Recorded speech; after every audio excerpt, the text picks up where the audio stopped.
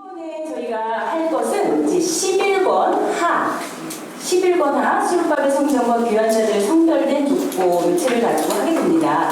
사실은 이제 이게 방대한 내용인데 저희들이 압축해서 7주 동안에 한 권을 다 끝내시는 거예요. 그러니까는 한 번도 빠지지 않으셔야지 이걸 놓치지 않으시죠? 안 그러면은 이거 좀 어떻게 돌아가는 건가 이제 헤매십니다. 그러니까는 이 시간만큼은 꼭 다른 데다가 시간 약속하지 마시고 비워두시기를 바라고요. 그리고 저희들이 이렇게 모일 수 있다는 것은 제가 큰 하나님의 은혜인 것 같아요. 우리가 목회를 한다고 해도 그럴 수 없는, 이 말씀을 준비할 수 없는 상황, 정말 경제를 너무나 어렵고 시간적으로 없어갖고 다른 데에 이렇게 마음을 틀어줄 수밖에 없는 분들도 있어요. 근데 여기 계신 분들은 정말 하나님의 귀한 뜻이 머무르고 있기 때문에 그 사명 잘 감당하실 줄로 믿습니다. 우리가 다 그리스도의 일꾼이잖아요. 그렇죠? 근데 그 고린도전서 4장 1절을 보시면 그리스도의 일꾼은 뭔가 반드시 갖춰야 될 조건이 있어요. 충성 맞죠? 충성하려면 뭐에 충성해요? 뭔가를 알아야 될 텐데요. 거기 보면은 하나님의 비밀을 맡은 자가 있거든요. 그래서 하나님의 비밀이 어떤지를 알아야 그것을 붙잡고 갈 거 아니겠습니까? 그래서 그 하나님의 비밀이 구속 경륜이 이 성경 속에 감추어져 있는데 우리가 지금까지 배운 이런 족보를 통해서도 하나님의 구속 경륜, 하나님이 어떠한 뜻을 가지고 어떻게 구원 역사를 펼쳐나가시는가 하는 것을 알 수가 있고요. 또는 언약이라는 걸 통해서 쭉 그 줄기를 또 잡을 수도 있어요. 근데 오늘 뭐냐면 이 성전이라는 것을 통해서 하나님의 그 일하시는 구속 경륜의 맥을 붙잡을 수가 있습니다. 여러분들 한의원 가시면은 용환 의원 찾아가시잖아요. 어떤 사람이 용환 의원이에요? 맥을 잘 잡는 사람. 맥을 잘 잡아야 돼요. 괜히 여기저기 허방으로 인해 침 나봤자 하나도 효과 없잖아요. 이 맥을 딱 잘 잡는 의사는 한 방에도 그 침이 이제 뭔가 막혔던 걸 뚫리게 할 수가 있습니다. 오늘 이렇게 하나님의 구속 경륜도 맥이라는 것이 있어요. 오늘 성전을 통해서 맥을 딱 잡으면요, 이 성전을 통해서 하나님은 어떻게 일하시는가 요거를 알 수가 있습니다. 그래서 오늘 제목 보시면 성전 중심의 구속 운동 이렇게 했는데요. 하나님께서는요, 이 구속 역사를 펼쳐나가시는 데 있어서 성전을 중심으로 일을 하신다는 거죠. 가수도 무대가 있어야지 노래를 부릅니다. 그죠? 무대가 있어야 돼요. 하나님이 일하시는 무대는 성전입니다. 그래서 성전을 통한 것을 하나하나 어떻게 진행되는지를 오늘 살펴볼 건데요. 자, 근데 꼭 우리가 알아둬야 돼. 이 성전에서 우리가 어떤 거에 관점을 두고 초점을 맞춰서 알아야 되느냐면 이 네 가지 요소가 있습니다. 이 네 가지 요소는 뭐냐면 일단 그 장소가 하나님이 택하신 장소라는 거예요. 하나님께서 특별히 구별시켜 주신 장소가 바로 이 성전입니다. 두 번째는 무엇을 이루고 있느냐? 거기에 반드시 누가 계셔야 돼요? 하나님이 계셔야 됩니다. 그래서 하나님의 임재. 세 번째로는 제사장. 제사장이 하나님과 백성들 간에 혹은 죄인 간에 중보자 역할을 하죠. 그리고 마지막 네 번째는 제사와 제물. 성전에서 하는 일의 가장 중심은 바로 이 제사, 제물을 드림으로 제사가 이루어지는 거예요. 그래서 모든 성전마다 이 네 가지 요소가 반드시 있습니다. 자, 그래서 큰 이제 그 줄기를 보면은 처음에 하나님이 임재하신 장소 에덴 동산이에요. 우리는 이제 성전 그러면 어떤 건물을 생각하게 되는데 하나님이 임재하시는 곳이 에덴 동산이 최초의 성전입니다. 그리고 이제 드디어 이제 보이는 성전이 뭐냐면 그 장막 성전인데요. 모세 때의 성막이죠. 그 모세 때의 성막은 계속 이동을 합니다. 이동식 성전이에요. 그런 다음에 이제 최초로 고정 성전이 지어졌는데 그게 뭐예요? 솔로몬 성전입니다. 네, 솔로몬 성전이 계속 영화롭게 하나님께 제사가 드려졌죠. 그런데 이 솔로몬 성전이 무너졌습니다. 누구에 의해서? 바벨론의 침공에 의해서 제3차 때 완전히 불타버리죠. 그러면 하나님이 계시는 곳이 없어졌어요. 이스라엘 백성은 얼마나 절망했겠습니까? 이제 그들은 포로로 끌려갔습니다. 그런데 하나님께서는 그 포로지에서, 바벨론 포로지에서 에스겔 선지자를 통해서 이 새 성전의 환상을 보여줍니다. 이 에스겔 성전은 이 땅에 지어진 건가요? 지어지지는 않았지만 앞으로 이 성전이 회복될 것이다 라는 것을 보여주었으면서 또 이 천상에 있을 마지막 때의 그 새 예루살렘 성이라고 하는 그 하나님의 마지막 최종 성전을 미리 보여주는 그런 예표와도 같습니다. 그래서 우리가 에스겔 성전은 하늘 성전의 청사진이다 이렇게 말을 합니다. 그런데 실제로 이렇게 지어졌어요. 에스겔 성전에서 하나님이 환상을만 보여주지만 다시금 포로지에서 귀환을 했어요. 그래서 예루살렘에 이 수룹바벨 성전을 짓게 됩니다. 오늘 이 5가지를 다 보실 거예요. 원래는요 1시간 한 타임에 요 하나씩만 해도 넉넉할 텐데 오늘 압축해서 한다 그랬기 때문에 요거를 이제 다 이제 훑어 지나갈 겁니다. 자, 그럼 첫 번째로 에덴 동산입니다. 이 에덴 동산 그 첫 번째 요소가 택하신 장소라고 했죠. 자, 이것이 왜 에덴 동산이 특별한 장소냐, 왜 하나님을 구별시킨 곳이냐 하면요, 여기 이런 표현이 있죠. 동산을 창설하시고, 흔히 동산이란 말이 우리 교환을 보시면 히브리 원어로 뭐라고 돼 있어요? 간이라는 말은 울타리를 말하는 거예요. 울타리가 쳐진 정원, 홀들을 말합니다. 그러니까 이거는 외부와는 구별됐다는 거죠. 하나님께서 특별히 여기를 준비시켜 준 거예요. 그래서 창설했다 이 말은 나무를 심는 거거든요. 그러니까 하나님께서는 정말 아름다운 이 정원을 가꾸듯이 이렇게 에덴 동산을 준비하셨는데, 그래서 이곳을 바로 성전이라고 말할 수가 있습니다. 시편의 기록을 보면 이런 표현이 있어요. 저희가 주의 집에 살찐 것으로 풍족할 것이라. 주께서 주의 복락의 강수로 마시우리라. 이게 대꾸를 이루고 있습니다. 자, 대꾸라고 한다면 여기 앞에 주의 집이라는 말과 주의 복락, 이게 지금 대꾸를 이루는 거예요. 그러면 주의 집은 성전이죠. 성전인데 여기에는 주의 복락이라고 표현하고 있어요. 자, 복락을 원어로 뭐라고 해놨을까요? 에덴이에요, 에덴. 그 에덴이라는 곳이 그래서 성전이라고 말할 수가 있는 거죠. 그럼 이 대꾸를 보면 여기 살찐 곳으로 풍족하게 한다는 얘기나 강수로 마시우게 한다는 거나 똑같은 내용입니다. 그럼 에덴 동산의 강수라고 하면 그 풍족한 물이 과연 뭘 뜻할까요? 에덴 동산에서 완전히 거기를 다 적시고 발원을 갖고 4개의 강을 있잖아요. 그 4개의 흐르는 강이 바로 여기서 말하는 풍족한 것입니다. 자, 그리고 이제 에스겔서에서 보면은 자, 에덴이라는 표현이 나오는데요. 여기 에스겔 28장 13절에 하나님의 동산 어디요? 에덴이라고 하고 있어요. 자, 하나님이 거하시는 이 하나님의 동산 에덴이 여기 18절에 가서 보면 성소라고 하고 있습니다. 성소. 자, 이렇게 아주 직관적으로 명확하게 에덴 동산과 성소를 연결시키고 있는 것을 볼 수가 있죠. 자, 두 번째 요소는 바로 하나님의 임재입니다. 하나님이 거하시는 것이 임재죠. 그래서 창세기 3장 8절 보시면 여기 거니시는 이라는 말이 나와요. 자, 거닐다, 우리가 걷다 이 말은 히브리어로 할라크입니다. 할라크. 자, 할라크는 특별히 히트파엘 분사형을 썼어요. 자, 히트파엘 이거는요 2가지 의미가 있어요. 뭐냐면 히트파엘이라고 하면 첫 번째는 제기의 의미가 있습니다. 제기. 그러니까 스스로가 하는 거예요. 그리고 두 번째는 강조의 의미가 있어요. 그래서 하나님께서 거기에 스스로 계시는 거예요. 자, 그리고 분사형이 있기 때문에 뭐예요?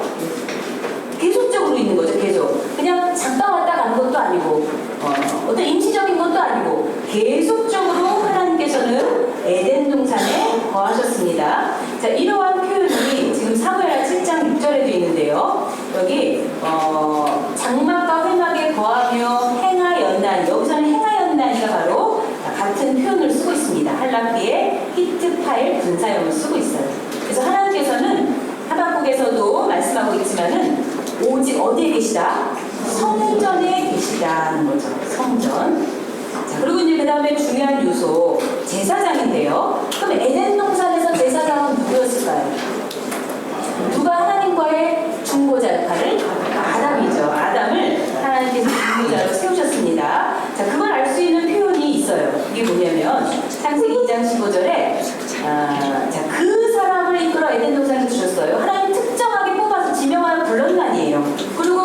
거기 미리 준비한 곳에 두시고서는 다스리며 지키게 하시고, 자, 원어를 보면 아주 중요한 표현을 알 수가 있는데, 다스리면은 아바드, 지키게는 샤마르. 근데 이 단어가 동시에 두 가지가 한꺼번에 쓸 경우는 어떠냐? 바로 제사장 혹은 레위인들이 성소에서 직무를 행할 때, 그때 사용되는 표현입니다. 자, 예를 들어서 한번 볼까요? 거기 민수기 3장 7절, 8절 교환해 보시면, 자, 아론의 직무와 온 회중의 직무를 위해서 회막에서 시무하되, 거기 아바드와 샤마르가 둘 다 들어가 있죠. 또 이어서 수직하며, 그리고 시무할지니가 바로 아바드, 샤마르가 다 들어가 있습니다.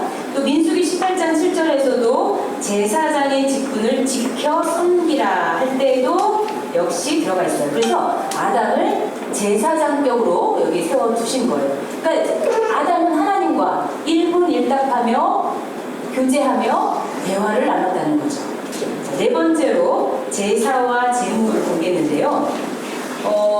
자, 이거는 이제 비포 애프터가 있어요. 뭐냐면 아담이 타락 전과 후로 나뉘어집니다. 아담이 죄짓기 전에는 제사라는 말이 나올까요? 안 나옵니다. 죄짓기 전에 제사라는 말이 나오지 않습니다. 자, 그런데 언제요? 아담과 하와가 타락한 후에 이 가죽옷이 나오는데요. 자, 가죽옷이 있다는 얘기는 짐승이 죽어야만데 희생되었다는 거죠. 그러면 여기서의 가죽옷은 앞으로 참 희생 제물이 되실, 온전한 희생 제물 되실 누구를 가리킬까요? 그래서 예수 그리스도를 예표하고 있는 거죠. 그래서 어린 양 되신 예수 그리스도를 우리가 참고로 요한복음 1장 29절이라든가 그리고 고린도전서 5장 7절에 보시면 예수님이 하나님의 어린 양이 되셔서 우리의 죄를 감당하셨다고 기록이 되어 있습니다. 그리고 이제 에덴 동산에서 쫓겨난 다음인데요. 그 다음에는 어떻게 됐어요? 제사가 확실하게 등장하죠. 제사라는 표현이 있는데, 창세기 4장 3절 4절 보면 가인도 또 아벨도 하나님께 제물을 드립니다. 그런데 여기서 이런 표현, 아벨과 그 제물. 자, 5절은 저희 여기 화면을 보세요. 여기 보시면은 아벨과 그 제물, 또 여기는 가인과 그 제물이라고 있죠. 그러면 그 드리는 사람과 제사인이라고 하죠. 제물은 어떤 의미가 있을까요? 동일시되는 거예요. 그냥 하나예요. 같은 겁니다. 제사 드리는 자나 그 제물이나 여기서 동일시하는 것을 볼 수가 있습니다. 그러면 히브리서에 보시면 아벨은 믿음으로 드렸다고 하는데 그 믿음으로 드린 표현이 과연 뭘까요? 이 창세기에서 찾아보면 가인에게는 없는, 그렇죠, 양의 첫 새끼, 첫이라는 말이 있습니다. 그리고 가장 귀한 부분인 기름까지도 하나님께 드린 것을 볼 때 하나님 제일주의, 그야말로 하나님이 기뻐하시는 제사를 드린 것을 볼 수가 있죠. 자, 여기까지가 이제 최초의 성전이었던 에덴 동산에 대해서 살펴봤고요. 그 다음에 모세의 장막 성전을 보겠습니다. 자, 장막 성전은 언제 어떻게 지어졌을까요? 장막 성전은, 자, 참고로 자, 완성된 것은 여기 보시면 출애굽기 40장 17절에 2년 정월 그달 초 1일이라. 2년이라고 하는 것은 출애굽한 연도가 아니라 출애굽 다음 해. 자, 출애굽한 연도 주전 1446년이죠. 그러면 다음 해면 1445년 1월 1일에 성막을 완성을 하게 됐는데요. 그러기까지 과정이 있었죠. 한 번에 뚝딱하고 된 게 아니라 일단은 시내 광야에 도착을 먼저 했습니다. 출애굽 여정 가운데 시내 광야에 도착한 거를 우리는 출애굽기 19장 1절을 보시면 제3월이라고 했는데 원어를 보면은 제3월의 첫날, 즉 3월 1일에 시내 광야에 도착을 했어요. 그리고는 바로 다음 날부터 시내산에 오르게 됩니다. 그래서 1차가 3월 2일 날 오르기 시작해서 이제 8차까지 가게 되는데, 그러면 3월 2일 그리고 1차, 2차, 3차, 4차, 5차, 6차, 7차, 8차가 있다면 이 5차까지는 그날 당일날 올라갔다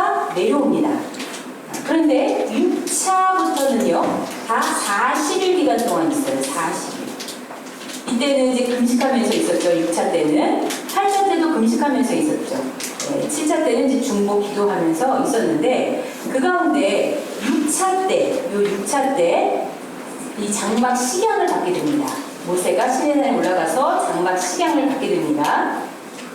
그리고 이 여정을 다 끝났을 때, 자, 3월 2일부터 시작해서 완전히 8차 내려왔을 때가 며칠일까요? 7월 10날이에요. 자, 이거는 우리 구속사 시리즈 제 몇 권에 나와 있어요? 가물. 뭐 이렇게 말씀하겠죠? 가물. 7권 10계명 나오면서 이제 거기 나와 있죠.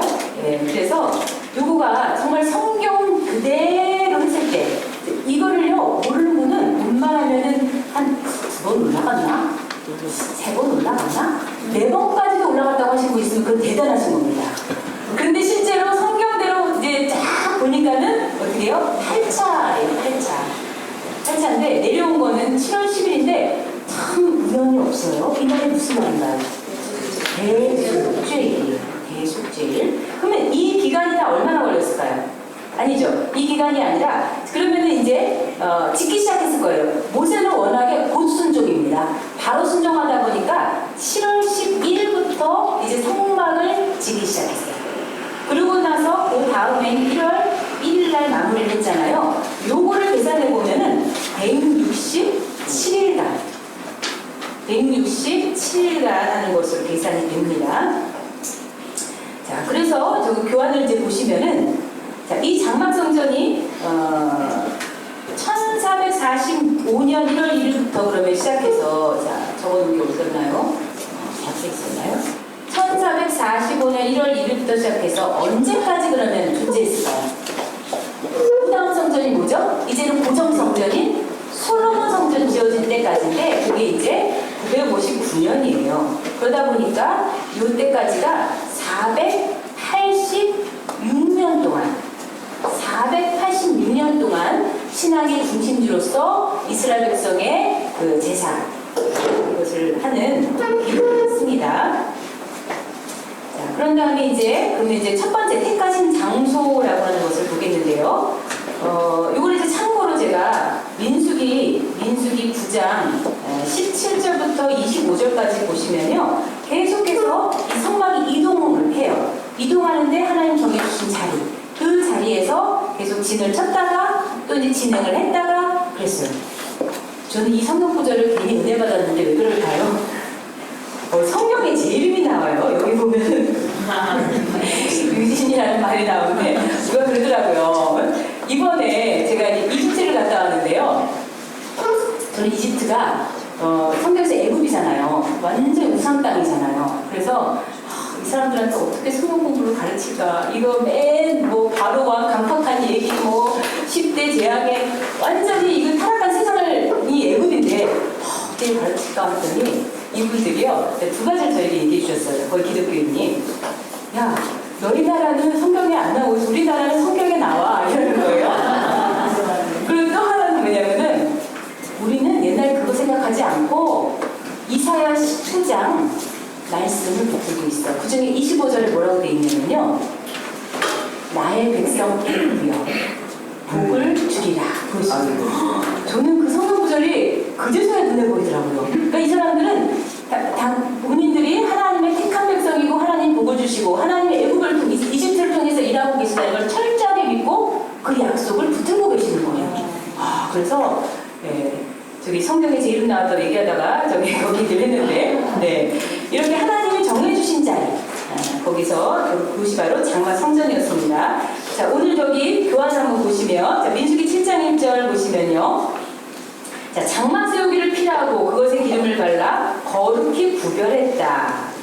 거룩히 구별했다. 이것이 거룩하다, 잘 아시죠? 히브리어 카다쉬에 PL형을 쓰고 있어요. PL형이라고 하면 강조예요, 강조. 그래서 하나님이 특별하게 거룩하게 구별했다는 것을 강조하고 있는 거죠.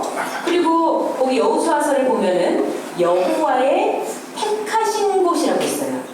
여호와의 택하신 곳. 이것은 가나안에 들어갔을 때 이제 장막 성전을 말씀하고 말씀하고 있습니다. 그 다음에 하나님의 인재를 볼 텐데요. 이 성막은 하나님이 만나주신 곳이에요. 그리고 그곳에서 말씀을 선포하셨죠. 여기 출애굽기 29장 42절에 보면 거기서 너희와 만나고 내게 말하리라. 오늘날도 그렇지만 하나님께서, 그러면 우리는 지금 어떻게 하나님을 만날 수 있을까? 우리도 물론 성전에 오죠. 그리고 더 확실한 건 뭐냐면 말씀을 통해서 하나님을 만나는 거예요. 요한복음 1장 1절에도 말씀이 곧 하나님이시라고 그랬잖아요. 그렇기 때문에 오늘날 우리는 정말 인격적이고 그리고 더 확실한 하나님의 말씀을 통해서 만납니다. 그냥 무슨 나 환상을 봤다, 계시를 받았다, 꿈에서 봤다, 이것보다도 가장 확실한 것은 말씀입니다. 하나님께서는 그 말씀을 우리가 깨닫기를 원하시는 거죠. 오늘날도 이렇게 우리가 말씀을 공부하고 성경을 드립할 때에 하나님의 만남을 체험하는 우리 귀한 현장이 되실 줄로 믿습니다. 자, 그리고 우리 계속해서 만나는 걸 강조하고 있고요. 하나님의 인지를 나타내는 것이 바로 이 영광이 가득했다는 거죠. 출애굽기 40장 34절에 보시면 여호와의 영광이 성막에 충만했다 그랬습니다. 자, 과거 여기 지금 이 영광은 보면 구름으로 표현이 돼요. 구름.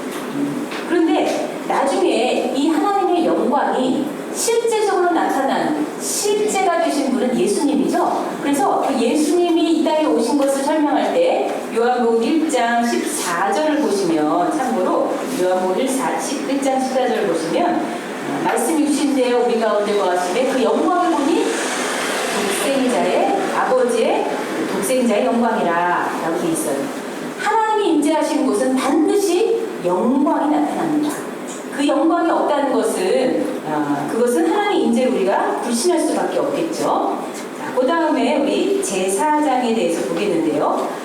이 장막성전의 제사장을 누구를 하나님이 택하셨느냐. 출애굽기 28장 1절 보면 아론과 그 아들들 그랬어요. 그들에게 나를 섬기는 제사장 직분을 행하게 하되 그랬죠. 그 밑에도 아론과 그 아들들에게 제사장의 직분을 그들에게 맡겨 그랬습니다. 자, 이렇게 아론의 후손들을 제사장으로 세우셨어요. 그러면 제사장이 할 일은 무엇일까요? 제사만 있는 게 아니에요. 그래서 우리가 신명기 33장 10절 아주 중요한데요. 여기 보면 주의 법도 주의 율법을 가르치는 일이에요. 말씀을 가르쳐야 돼요. 만약에 우리가 목회를 하는데 말씀을 가르치지 않으면 그 백성, 하나님의 백성을 만들지 못합니다. 제 오른 목사님께서도 이 저자께서도 늘 강조하셨다는 것이 뭐냐면 교회가 왔다 갔다 하면 안 돼. 성도는 반드시 말씀을 배워야 돼. 그러면서요, 어떻게든 그 사람을 말씀을 가르쳐서 뿌리를 내리게 했어요. 뿌리를 내리지 못하면요, 다 떠나갑니다. 저희 교회에 얼마나 많은 사람이 왔는지 몰라요. 올 때는 은혜 받죠. 여기 오면 뭐 찬양으로도 은혜 받고, 또 행사를 통해서도 은혜 받고, 여러 가지로 은혜 받습니다. 그리고 이렇게 주일에 오는 그 설교를 통해서 은혜 받지만요, 정말 뿌리를 내리지 못하는 것은 성경 공부를 꾸준히 안 하면요, 그냥 들락날락 하다가 나중에는 안 나오더라고요. 우리가 이제 주보를 보면은 계속 이제 연이어서 새신자 이제 1년 번호가 있어요. 6만이 훨씬 넘죠. 1년 번호가. 그런데 많은 사람들이 다 또 떠나갔습니다. 말씀 가르치지 않으면 성도는 절대 머물지 않습니다. 그러니까 말씀을 가르치시는, 그래서 교회가 부흥하고 교회가 힘을 얻는 그런 역사가 있을 줄로 믿습니다. 아멘. 그리고 이제 제사와 제물을 보겠는데요. 자, 이 제사에 대해서는 하나님께서 정해주셨어요. 그래서 레위기 1장에서부터 7장까지, 레위기 1장부터 7장까지를 보시면 5가지 5대 제사가 나오고 있습니다. 자, 번제, 소제, 화목제, 속죄제, 속건제. 자세하게 이 제사에 관해서는 우리가 12권을 보면 자세하게 알 수가 있는데, 근데 이제 그 원어의 이름 그대로 그 성격이라든가 목적과 그리고 그것을 통해서 할 수 있는 것이 아주 잘 드러나고 있어요. 예를 들면 번제,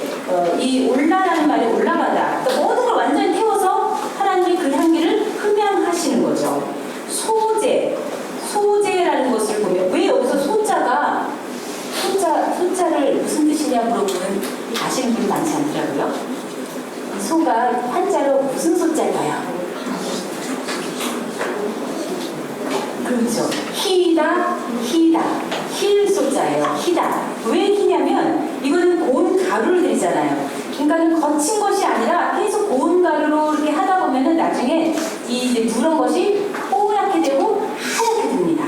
그래서 그 모습을 가리켜서 우리가 희게 된 소재 이름을 통해서도 알 수가 있죠. 화목제는 셜라임 평화라는 말답게 하나님과 화목하게 하는 제사입니다. 속죄제는 그 하타 관역을 벗어서 빗나가던데 관역은 하나님의 뜻이고 하나님의 법이고 하나님의 말씀입니다.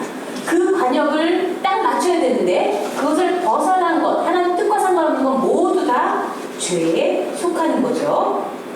그리고 속건제, 이 건자는 허물 혹은 가시를 나타내는 건자죠. 그래서 여기에는 그 허물에 대한 값을 치르는 것이 특징이 되겠습니다.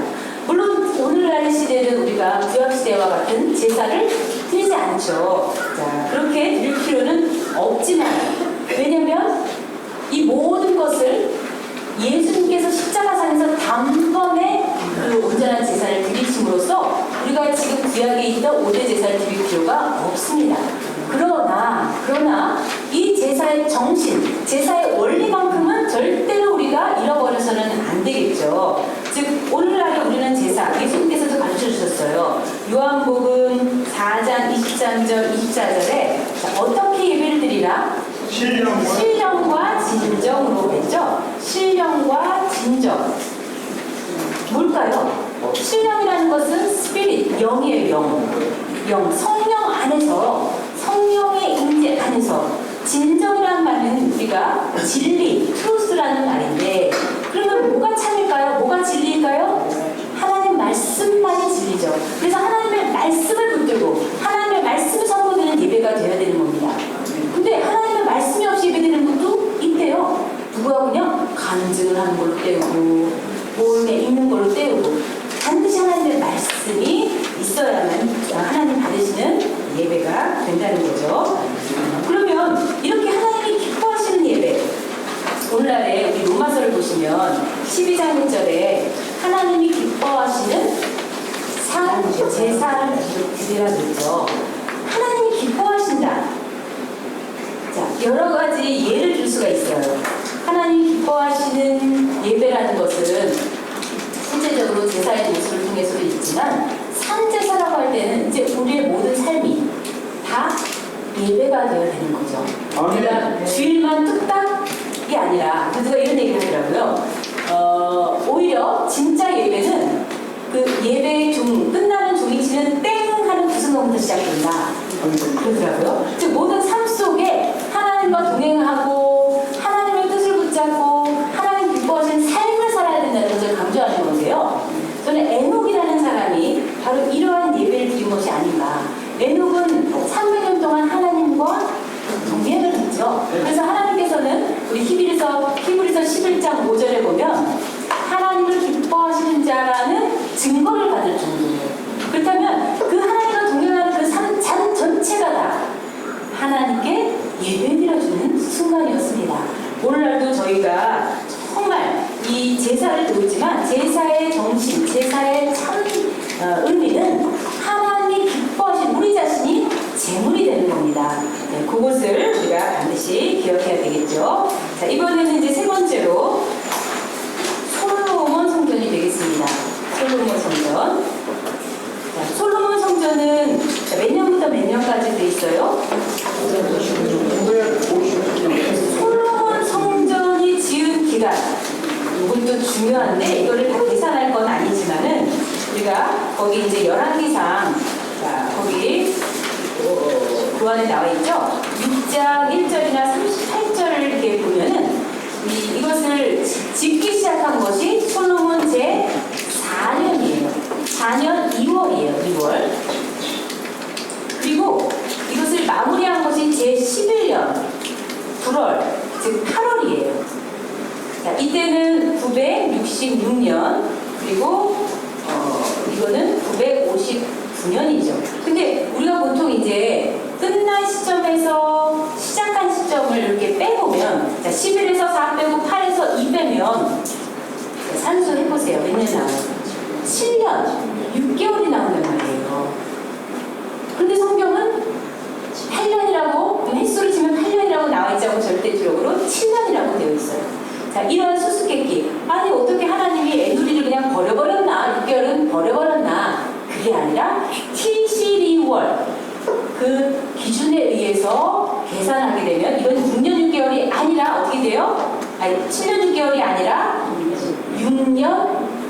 6개월이 된다는 거. 자, 그거는 다 아시라 생각하고 기억이 안 나신 분은 다시 우리가 4권으로 가서 복습을 하시기를 바랍니다.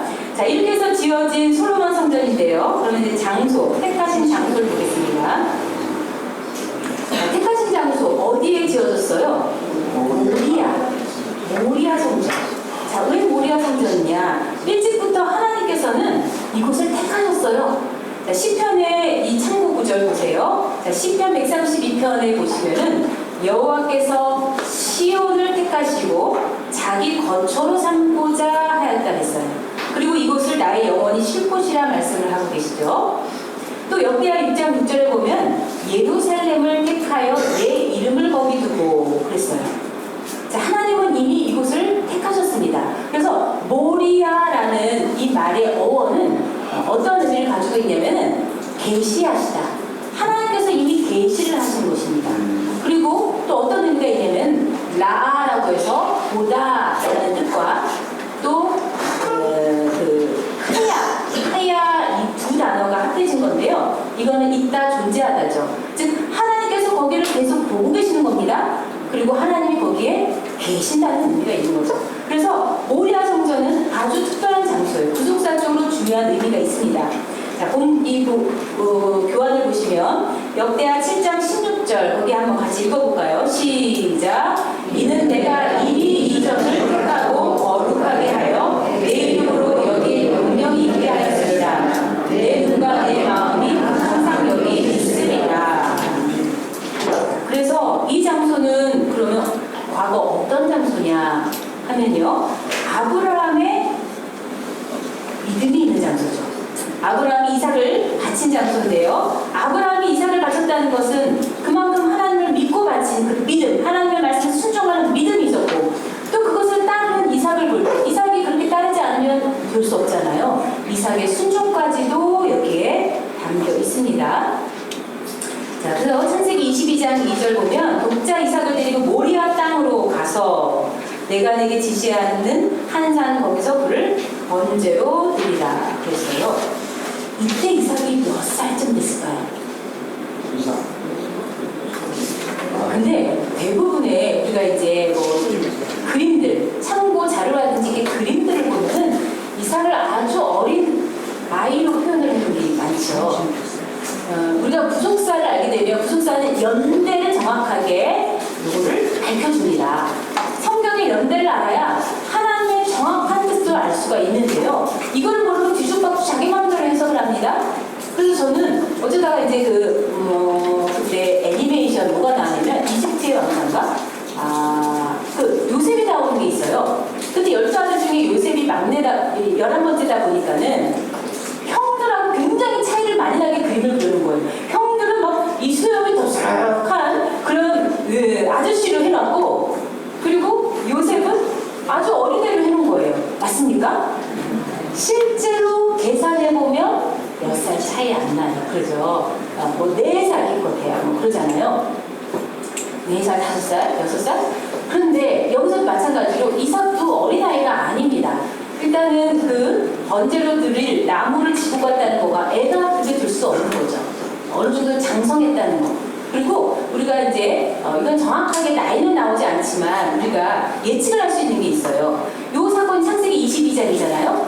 바로 다음에 창세기 23장 1절을 보면 누구 얘기가 나오냐면 어머니 누구예요?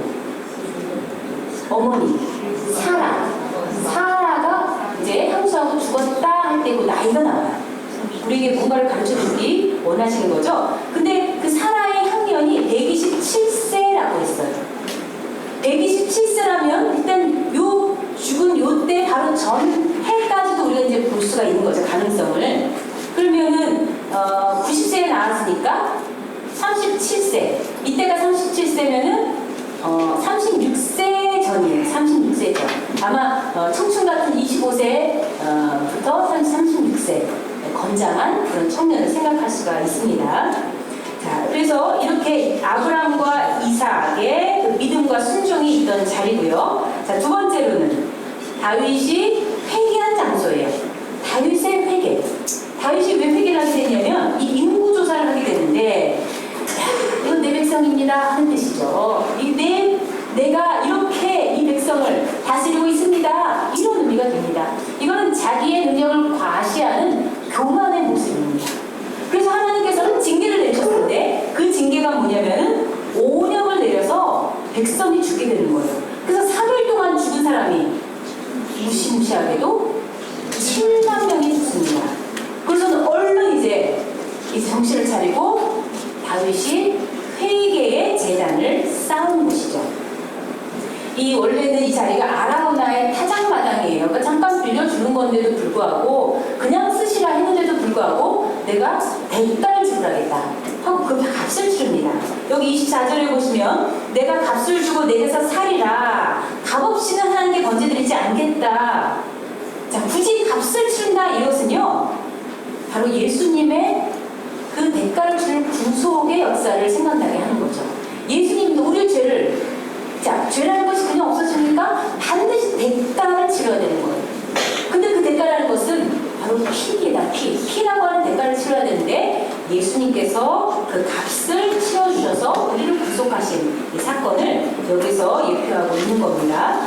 그런데요, 이 사건에서 아주 흥미롭고 주목해야 될 것이 있습니다. 이 다윗이 이제 재단에 제물을 바치고 나서 이제 불로응답을 받은 다음에 하는 말이 있어요. 자, 여기 스크린을 보세요. 역대상 22장 1절에 보면 뭐라고 하냐면 다윗이 가로되 이는 여호와 하나님의 전이요 이는 이스라엘의 번제가 아니라 아직 솔로몬 성전이 지어지지도 않은 때인데 어쩜 이런 말을 할까요? 이것은 이곳에 하나님의 성전이 세워질 것을 다윗의 고백을 통해서 미리 보여주고 계신 거죠. 그러니까 그 터가 그냥 보통 터가 아닌 거예요. 우리도 아주 중요한 행사를 하고 또 건물 짓고 할 때 터가 좋아야 된다고 그러잖아요. 이 터는 하나님이 정말 성전이 되려면 반드시 믿음의 터여야 된다. 그리고 회개의 터여야 된다. 이것을 가르쳐 주시고 계시고 그러한 터 위에 이 솔로몬 성전이 지어졌다는 것은 하나님의 구속사의 계획대로 하나님의 섭리대로 되는 거예요. 하나님은 주먹구구식으로 하지 않습니다. 절대로 어떠한 것도 하나님께서는 미리 계획하십니다. 그렇다면은 그 역사가 한치 오차도 없이 오늘날 바로 이 자리에서도 하나님의 구속 경륜이 이루어지는 줄로 믿습니다. 하나님의 구속 경륜은 쉬지 않고 일하고 있습니다. 바로 이 자리에 우리의 삶 속에서도 오늘도 일하고 계시는 줄로 믿습니다. 그 다음에 하나님의 임재를 보겠는데요. 하나님의 임재. 성전에 하나님의 영광이 가득한 것을 볼 때 하나님의 임재를 알 수가 있습니다. 그리고 역대하 7장 1절에 보면 불이 하늘에서 내려왔어요. 그리고 번제물을 살르고 여호와의 영광이 그 전에 가득했다 이렇게 말씀을 하고 있습니다. 그리고 하나님의 임재를 알 수 있는 확신할 수 있는 것이 뭐냐면은 거기 하나님의 뭐가 있대요? 이름, 눈, 귀, 마음이 있대요. 특히 이름이라고 하는 것은 그 존재 자체를 가리키는 겁니다. 이름 하면은 내가 그 이름으로 가서 뭔가를 한단 말이에요. 내 이름을 걸고 뭔가를 한단 말이에요. 이름을 주셨다는 것은 하나님이 함께 하신다 이러한 뜻을 가지고 있습니다. 그래서 그렇다면은 거기에 하나님이 귀가 있어요. 하나님의 눈이 있어요. 그러면 내가 성전에서 기도하는 것 하나님이 안 들으실까요? 다 들으시겠죠. 하나님 다 보시겠죠. 하다못해 그 성전을 향해서 기도하는 것까지도 하나님께서는 들으신다고 했어요. 자, 우리 역대하 7장 15절 여기 화면에 보시면 자, 같이 읽어보세요. 시작. 화면에 시작. 이곳에서 하는 기도에 내가 눈을 들고 귀를 기울이리니 이 말씀 붙잡고 우리도 기도를 쉬지 않는 줄로 믿습니다. 자, 그 다음에 제사장을 보겠는데요. 이 솔로몬 성전의 제사장은 이미 다윗 왕이 다 그 반열을 세워놨어요. 그것을 우리가 24반열이라고 해요. 24반열. 그럼 24반열을 이루고 있는 것은 엘르아살 가문에서 16반열, 그리고 이다말 가문에서 8반열이 되겠습니다. 그럼 뭐 이거 차별하는 거예요? 왜 엘르아살 자손은 16개예요? 왜 이다말보다 더 많은가요? 네네. 전혀 차별이 아니라 아주 합리적인 방법. 인원이 많아서 인구 비례에 의해서 이렇게 단열을 세웠습니다. 그 다음에 그 제사장들의 사명은 우리 아까도 살펴봤지만 하나님 말씀 가르치는 거, 또 성전의 일을 하는 건데요.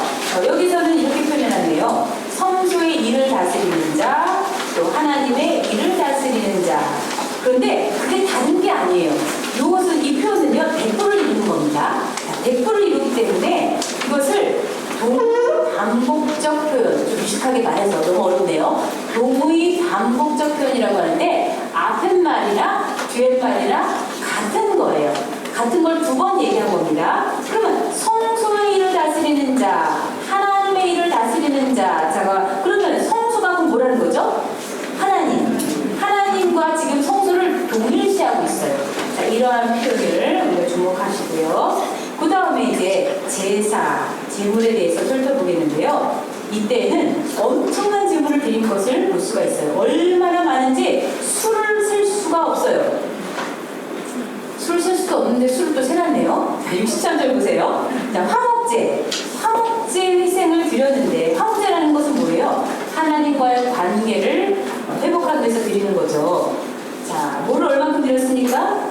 소가 22,000 플러스 양은 12만, 그럼 더합해서 14만 2천?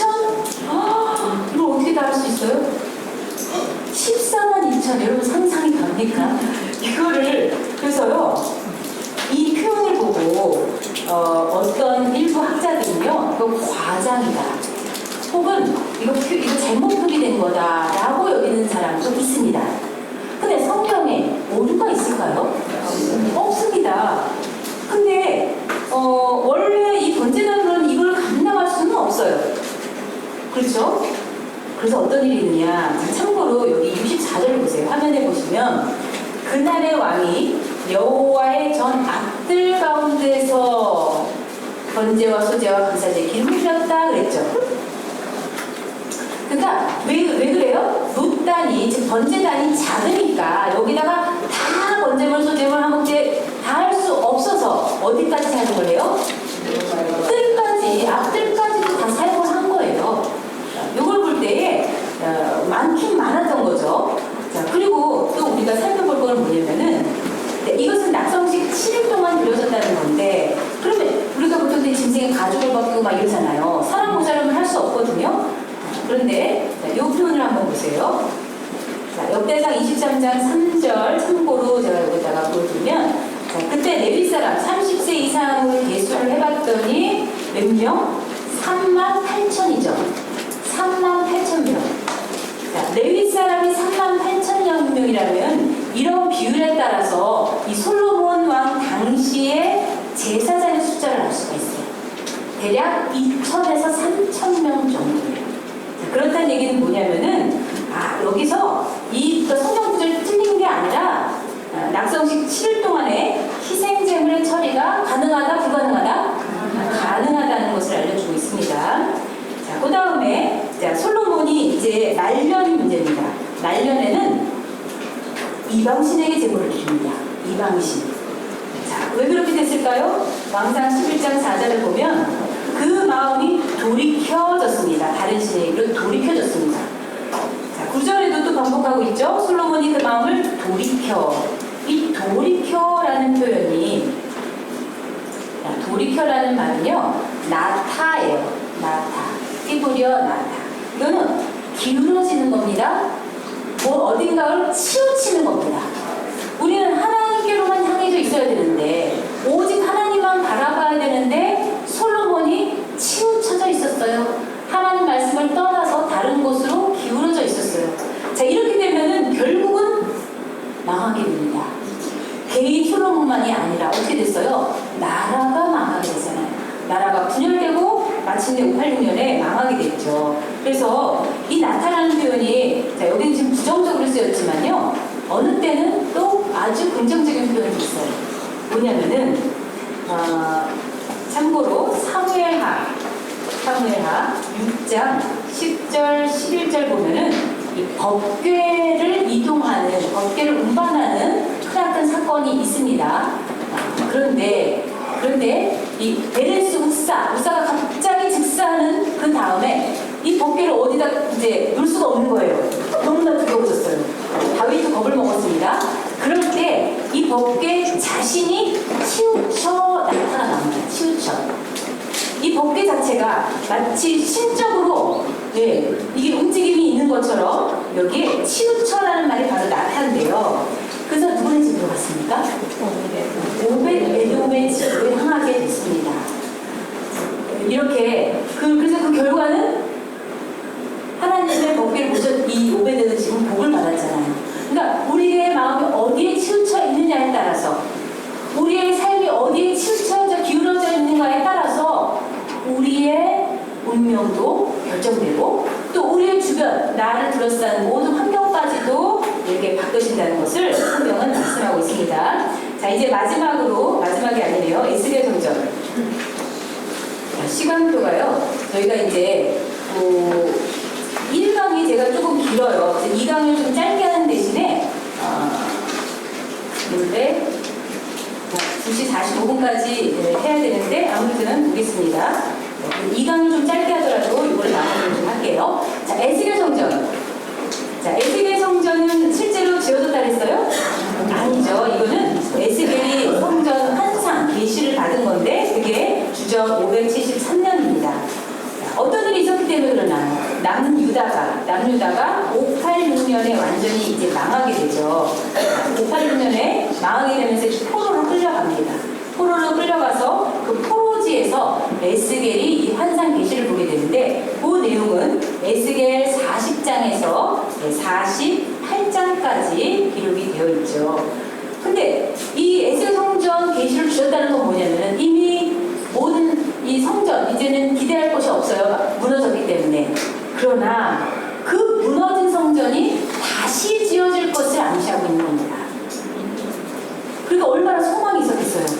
야, 우리가 끝났는 줄 알았더니 하나님이 우리를 버렸는 줄 알았더니 하나님이 떠나는 줄 알았더니 그게 아니구나.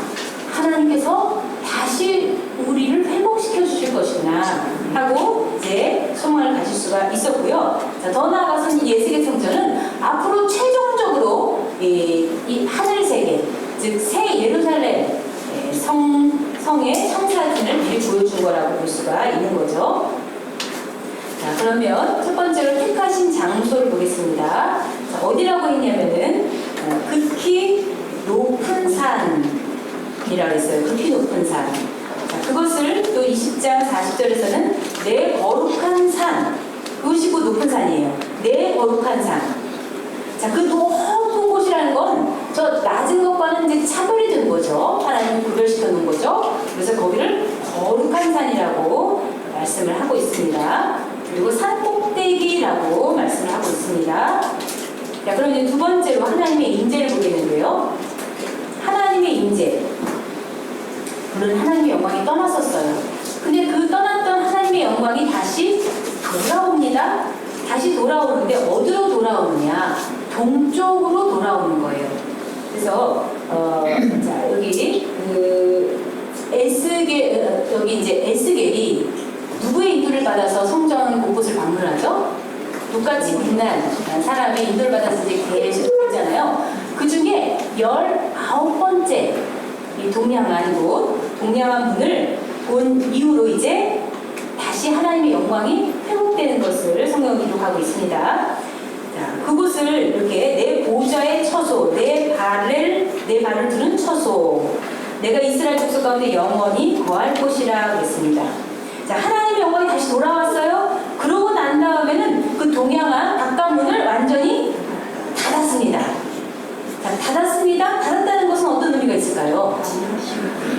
다시는 안 나간다 하는 거죠. 그렇죠. 하나님의 영광이 다시는 안 나간다. 그러면 여기 이제 우리 이제 성경 구절 화면에 보시면요, 동양한 바깥문에 돌아오시니 그문이 닫히었더라. 그리고 다시 열지 못할지니 닫았다는 것을 굉장히 강조하고 있죠. 그러므로 닫아둘지니라. 하나님의 영광이 절대로 나가지 않겠다. 그리고 그 영광은 하나님의 성전 안에 가득 채워져 있습니다. 그리고 하나님의 임재를 우리는 화평의 언약을 통해서 알 수가 있죠. 자, 내용인가요? 하나님의 영원한 성소에 대한 얘기입니다. 내가 영원히 거할 성소를 여기 세우겠다 하는 내용이 거기에 들어있고요. 그렇기 때문에 하나님이 영원히 함께 거한다는 것을 보여주고 있습니다. 그 다음에 넘어가서 이 여호와의 산만인데요. 에스겔서의 가장 마지막 절에 기록되어 있는, 마치 이것이 결론과도 같이 도장을 꽝 찍고 있는 것이 여호와 산만입니다. 자, 여호와 산만 뜻이 뭘까요? 그래서 여호와께서 거기 계시다는 뜻이에요. 여호와께서 거기 계시다. 그런데 이것이 선포된 것은 성소가 아닙니다. 자, 성전이 아니라 어디 이름을 그랬어요. 어디 이름? 그 성읍 이름이라고 되어 있어요. 그러니까 이것은 하나님이 성소에만 머무는 것이 아니라 이제 그 임재가 성소에서 어디로까지 확장됐어요? 성읍까지도 하나님의 임재가 확대된 것을 볼 수가 있습니다. 그 다음에 제사장인데요. 제사장, 이제 회복된 제사장의 모습을 에스겔 44장에 기록을 하고 있는데요. 여기 보면 거룩한 것과 속된 것의 구별을 가르치고 또 부정한 것과 정한 것을 분별하게 한다 그랬어요. 자, 근데 가르치다라는 단어를 한번 주목해 보겠는데요. 이 가르치다라는 말이 히브리어로 야라예요. 야라. 이거는 던지다, 뭔가 이렇게 쏘는 거예요. 쏘다, 던지다라는 뜻을 가지고 있는데 특히 히필 사역형을 쓰고 있어요. 히필 사역형을 쓰는 건 뭐냐면 우리가 어떤 목표를 향해서 정확하게 던지려면, 정확하게 쏘려면은 그것을 정확하게 가리켜야 돼요. 어디에 쏠 건지를. 그래서 우리가 말씀을 가르칠 때 말씀은 절대로 흐리멍텅하지 않습니다. 말씀은 절대로 대충이 없습니다. 저희가 이제 이 말씀 앞에 사실 오게 된 거가요. 먼저 다녔던 교회가 굉장히 큰 교회예요. 우리나라 정말 큰 교회예요. 저희 엄마가 이제 교역장도 맡고 직분자도 맡고 열심히 하고 있는데 성교에 궁금한 것이 생겨서 목사님께 여쭤봤어요. 부목사님들이시겠죠. 그랬더니 뭐 그런 걸 알려고 그러냐고 그냥 믿으라고. 그러는 바람에 엄마가 마음이 어두워진 거예요. 아니 어떻게 말씀이 정확할 텐데 왜 그냥 믿으라고 할까? 이걸 왜 못 가르쳐 줄까? 늘 고민하고 있었는데요. 우리 이제 평강제일교회에서 하는 성경 공부를 한번 참석하게 된 거예요. 이제 동네마다 교구마다 이제 공부가 이제 이루어지고 있잖아요. 한 번 가봤는데 세상에나 그 한 타임에 창세기부터 계시록이 쫙 펴지는 거예요. 그래서 관주성경이라는 말이 맞구나. 꿰관자에 구슬 주잖아요. 아니 구슬이 서말이면 뭐예요? 꿰어야 보이지. 하나도 도대체가 뭐가 뭔지 몰랐는데 그냥 그 한 타임 들었는데 성경이 그냥 창세기부터 계시록까지 쫙 펴지는데 와 이거구나, 여기구나, 여기 대해서 내가 말씀을 알 수가 있구나. 엄마가 너무너무 감격해갖고요. 그래서 이 말씀을 이렇게 받게 되었습니다. 아무튼 말씀은 정확한 거지 그냥 대충 믿으세요? 절대로 되지 않습니다. 그래서 이 야라라는 단어가 정말 쏘다, 그리고 무슨 뜻? 던지다라는 뜻처럼 어떤 목표 지점을 향해서 확실하게 가르쳐줘야 되는 거예요. 우리의 가르쳐주신 것이 이 구속사 말씀을 배우시고 정확하게 가르쳐주셔서 우리 교인들, 우리 성도들을 똑똑한 정말 하나님의 말씀을 밝게 하는 분으로 다 만들어줄 줄 믿습니다. 자, 이렇게 해서 우리 제사장을 보고요. 이제 제사 제물을 볼 건데요. 거기도 역시 하나님께서 이제 기쁘게 그들을 받을지라 그랬어요. 그리고 너희 예물과 열매 그리고 모든 성물을 요구하리라. 자, 이것은 곧 거기서라고 했던 것은 아직 성전이 없잖아요. 그런데 하나님께서 반드시 이 성전, 하나님이 다시 본향으로 돌아오게 하실 것을 이 안에 들어있고요. 그렇게 가나안 땅으로 다시 돌아왔을 때 이러한 제물을 요구하겠다는 것을 기록하고 있습니다. 자, 이제 마지막으로 수룹바벨 성전 살펴보겠습니다. 자, 수룹바벨 성전은 516부터라고 했는데요. 자, 이 성전도 하루아침에 지어진 것이 아니죠. 그 역사를 일단 잠깐 살펴볼게요. 화면을 보시면요. 일단 고레스 왕을 통해서 주전 538년, 자, 죄송합니다. 538년에 조서가 내려지죠. 그리고 그 다음해인 537년에 1차 귀환을 하게 됩니다. 그리고 이제 536년부터 이제 성전을 건축하는 거예요. 근데 성전을 건축을 시작하자마자 어떤 일이 일어났어요? 대적의 방해가 일어났습니다. 그래서 계속 못하고 있다가 그래서 다시 건축을 재개한 것이 520년 이때 다시 재건축을 하게 되죠. 그러고 나서 짠짠 이제 언제요? 516년에 그것도 12월 아달월 3일 완성을 하게 됩니다. 자, 그래서 주전 516년 자, 516년 12월 3일에 완성이 됩니다. 언제까지예요? 자, 그거는 시간이 없는 관계로 다음 시간에 살펴보고 자, 스룹바벨 성전 우리 자, 왕국의 멸망에도 불구하고 그런데도 불구하고 이렇게 다시 성전이 지어졌다는 것은 하나님의 언약은 반드시 이루어진다는 것을 또 확인하게 되죠. 자, 택하신 장소인데요. 자, 어디에 성전이 지어졌냐면 모리아산이죠. 솔로몬 성전이 있던 바로 그 자리에 이 스룹바벨 성전이 지어집니다. 여기 이제 성전 지대를 놓았다라고 에스라 3장 12절에 있고요. 그리고 계속해서 유다 예루살렘의 전을 건축하라. 여기 예루살렘의 여호와의 전을 건축하라. 계속 예루살렘을 강조하고 있습니다. 자, 그래서 이 에스라 말씀처럼 유다 예루살렘의 전을 건축을 하게 되는데요. 여기 이런 표현을 제가 더 추가로 보겠는데요. 자, 화면에 보시면 자, 에스라 5장 15절 보면은 하나님의 전을 여기 이런 표현을 썼어요. 그 본처에 건축하라. 그 본처라고 있어요. 에스라 6장 7절에도 하나님의 이 전을 본처에 건축하라. 그래서 본래의 그 자리 하나님께서 무너졌던 것을 다시 회복하는 것을 보게 되죠. 자, 그 다음에 하나님의 임재에 대한 것을 보겠습니다. 자, 하나님이 계시다는 것을 어떻게 알 수 있느냐? 여기 성경 구절 보시면 이는 여호와께서 저희를 즐겁게 하시고 자, 하나님이 그들을 즐겁게 하신다는 것은 하나님이 거기 임하신 거예요. 임재의 증거가 됩니다. 그런데 그 성전은 어떤 성전이냐? 학개서를 보시면 학개서 2장 7절에 만국의 보배가 이르리니 내가 영광으로 이전에 충만케 하리라. 자, 내가 영광으로 이전에 충만케 하리라. 하나님의 임재를 계속 나타내는 표현인데요. 여기서 만국의 보배가 이를 것이라고 한 것은 뭘까요? 만국의 보배. 예수님이죠. 예수님이 이곳에 임하실 것이다. 우리가 골로새서 2장 3절을 보시면요. 여기 그 안에, 즉 예수 그리스도 안에 지혜와 지식의 모든 보화가 감춰있다 그러죠. 예수님 자체가 보배가 되십니다. 그 만국의 보배가 바로 이곳에 이를 것이기 때문에 특별한 성전이고 하나님의 임재가 있는 곳이죠. 사실 다들 스룹바벨 성전 보고 실망을 했어요. 야, 그 옛날에 찬양했던 그 영광 솔로몬 성전은 얼마나 의리하고 좋았는데 세상에 이게 뭐야 하고 실망을 했지만 그러나 겉모습이 중요하지 않습니다. 그 속에 하나님의 영광, 정말 예수 그리스도가 임할 성전이기 때문에 이토록 소중한 성전이라는 거죠. 그 다음에 제사장 제도를 이제 회복이 되었는데요.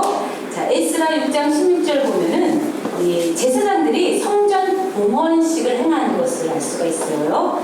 그리고 18절에 보면 제사장은 그 분반대로 레위 사람은 그 반차대로 세우는데요. 자, 제사장의 자세를 뭐라고 얘기하고 있나요? 제사장은 어때야 될까요? 보면 모세의 책에 기록된 대로 하게 하리라. 즉 하나님 말씀대로 행해야 되는 거예요. 제사장은 반드시 하나님 말씀대로 해야 되는 거예요. 그래서 우리도 하나님 말씀을 열심히 배우는 거죠. 내가 열심히 할지라도 이게 내 뜻이면 안 되잖아요. 하나님의 뜻대로. 저는 제일 무서운 성경 구절이요. 때때로 생각하는데 그 마태복음 7장 22절 생각이 나요.